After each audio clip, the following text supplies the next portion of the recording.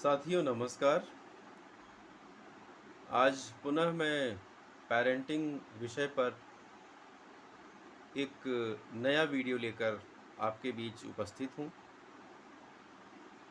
साथियों मैंने कई बार सुना है कि पेरेंट्स अभिभावक कहते हैं सॉरी कि बच्चा हमारा पढ़ाई में काफ़ी समय देता है लेकिन उसकी याददाश्त कुछ कमज़ोर है शायद, वह याद नहीं कर पा रहा।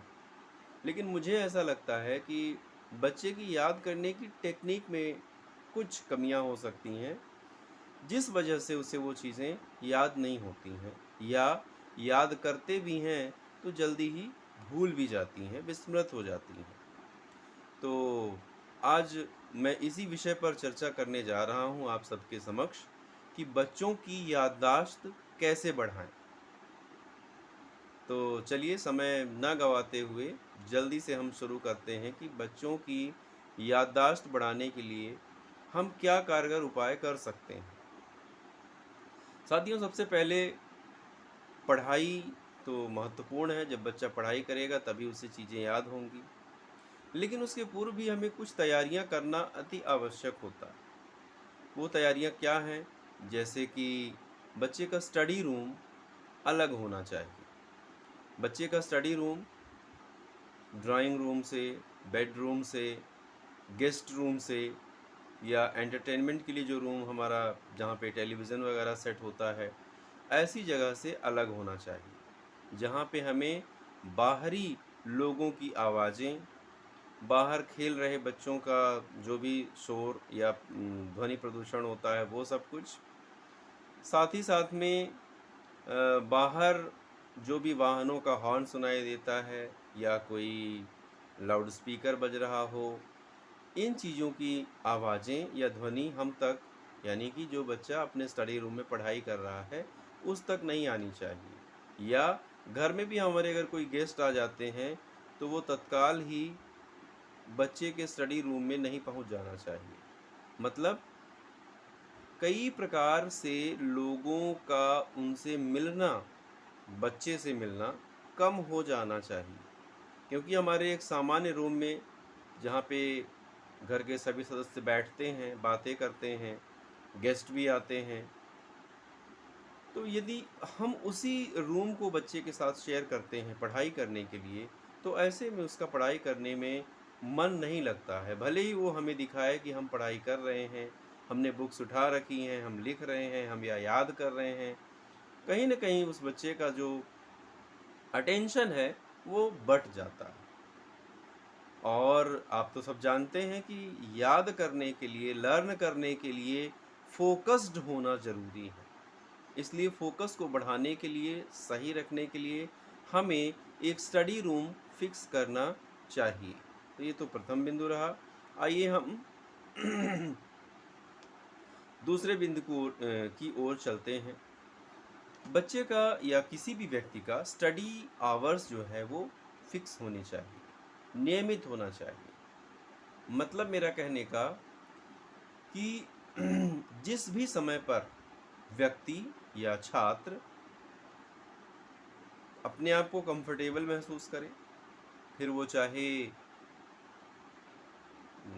भोर में सुबह 4 बजे से बैठ सके, यदि 4 बजे उनको अच्छी गहरी नींद आती है तो 4 बजे फिर ना बैठें, कुछ देर बाद बैठें, 5 बजे बैठें, 6 बजे बैठें। कोई आवश्यक नहीं है कि हम भोर में ही यानी अर्ली मॉर्निंग ही पढ़ने के लिए बैठें। हम देर से भी बैठ सकते हैं। बस उस समय हमें आलस नहीं आना चाहिए, हमें नींद नहीं आनी चाहिए, हमारी नींद पूरी हो जानी चाहिए। उस समय हमें भूख, प्यास, नींद ये सब ना सताएं। जब हमारा दिमाग एकदम साउंड हो, हर प्रकार की चिंताएं दूर हों, उस समय पे जब हम जो कुछ भी पढ़ाई करते हैं वह हमें याद हो जाती है। इस पर एक और अति महत्वपूर्ण बात जो मैं आप लोगों के सामने रखना चाहूँगा, याद करने के लिए भी अति आवश्यक शर्त यह है कि हम जो भी वर्ण विषय पढ़ रहे हैं, याद करना चाहते हैं, पहले हम उसके सभी कंटेंट्स को समझ पाएँ। जो चीज़ें हम समझ जाते हैं वह हमें दूसरे कंटेंट्स के मुकाबले जल्दी याद होती हैं। इसलिए बहुत आवश्यक है कि जो चीज़ें, जो मटेरियल हमें याद करना है, पहले हम उसे समझ पाएँ। उसका भाषा से एक्सप्लेनेशन उसका किया गया हो, जिससे कि हम उसे आसानी से समझ सकें। जब हम आसानी से समझ सकेंगे, उसका एप्लीकेशन समझ सकेंगे, तो हमें याद करने में बहुत ज़्यादा सहायता होगी, सरल होगा। अतः जो भी कंटेंट हम याद करना चाहते हैं, पहले हम उसे अच्छी तरह से समझ लें। कई बार मैं देखता हूँ कुछ लोग तोते जैसा रटते जाते हैं। मैं समझता हूँ कि उसका कोई अर्थ नहीं है। याद करें कोई भी वस्तु, कोई भी चीज़ तभी जब वह कंटेंट हमें समझ में भी आ जाए। अर्थात समझ करके ही हमें उस कंटेंट को याद करना है, न कि उसे किसी तोते जैसा रटते जाना है। तोते जैसा रटने वाला जो कहना चाहिए लर्निंग है, उसका मैं समझता हूँ कि बहुत ही कम सार्थकता उसकी है। उस लर्निंग की सार्थकता बहुत बहुत कम। आइए अब हम इसके अगले बिंदु की ओर चलते हैं। हाँ, मैं बता रहा था कि आप लोगों को कि नियमित और निश्चित समय पर पढ़ें। नियमित समय पर, जैसे हमारा नियमित समय पर सोने का या उठने का या अन्य कोई कार्य करने का, भोजन करने का टाइमिंग होती है। यदि हम उस समय पे करते हैं तो हमें उस कार्य को करने में, भोजन करने में या सोने में या सोकर उठने में हमें दिक्कत नहीं होती। ठीक वही चीज़ हमारे पढ़ाई में भी है। नियमित रूप से यह बहुत आवश्यक है कि पढ़ाई नियमित रूप से ही की जानी चाहिए। हम किसी भी दिन गैप कर देते हैं तो अगले दिन हमारा मन आलसी हो जाता है, हम नहीं पढ़ना चाहते हैं और हमारी जो दिमाग में धारण करने की क्षमता है, याद करने की क्षमता है, वह भी प्रभावित हो जाती है। इसलिए हमें नियमित, रेगुलर हो करके एक निश्चित समय पर ही, जब हम निश्चित समय पर पढ़ाई करते हैं तो हमें, हमारा दिमाग, हमारा शरीर उस कार्य के लिए, पढ़ाई के लिए खास तौर से तैयार हो जाता है और हम चीज़ों को काफ़ी आसानी से ग्रैस्प करते हैं, ग्राह्य करते हैं, समझ पाते हैं और हमें वह चीज़ें याद भी हो जाती हैं। बाकी बिना प्रयास के तो कोई भी चीज़ होनी नहीं है। याद करने के लिए बार बार हमें कोशिश करना ही पड़ेगा, हमें बार बार पढ़ना ही पड़ेगा। लेकिन बिना समझे हुए यदि हम पढ़ते हैं, यदि हम उस विषय को बिना समझे हुए पढ़ते हैं तो हमारा पढ़ना फिर व्यर्थ जैसा ही है। आइए हम एक चीज़ और आप लोगों के बीच शेयर करते हैं जो मैंने देखा, अनुभव किया। ग्रुप स्टडी केवल टीचर्स के प्रेजेंस में ही करना चाहिए।